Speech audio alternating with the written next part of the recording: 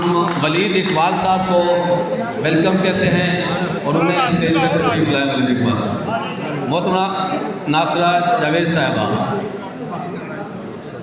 آ جاؤ.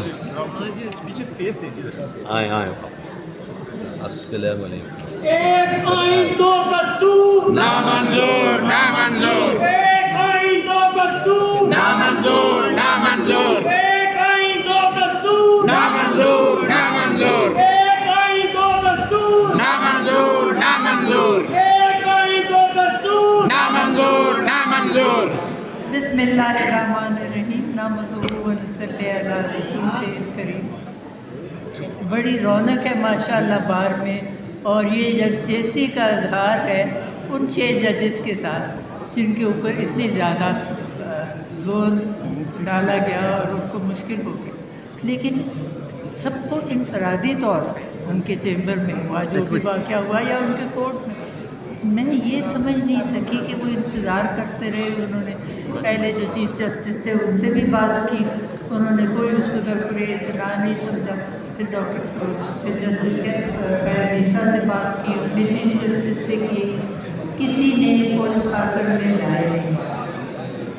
میرا تو خیال ہے اگر ان کو کوئی سرکاری کسی طرف سے پریشر تھا یا ISI کی طرف سے تھا یا فوج کی طرف سے تھا، ایک دفعہ ان کو عدالت میں بلا کے توہین عدالت کا نوٹس دیتے اور جیل میں ڈالتے، معاملہ وہیں ختم ہو جانا تھا. یہ اتنا تو پکڑتا ہی تھا.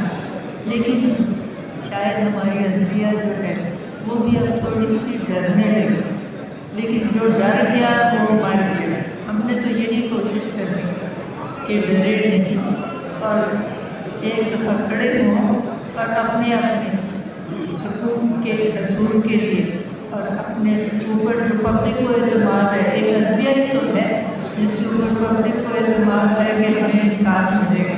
یہ زمانہ بھی آنا تھا کہ ججز انصاف کرنے کے لیے نکلے ہوں، تو انشاءاللہ ضرور ملے گا انصاف. اور جو بھی ہے ان کی عدالتوں میں ابھی دوبارہ اس طرح کا واقعہ اللہ نہ کرے کہ کبھی بھی ہو. ہم سب دعا بھی کریں اور کوشش بھی کریں کہ عدالت میں کوئی ایسے واقعہ دوبارہ نہ ہو. سب کا بہت شکریہ. Thank you.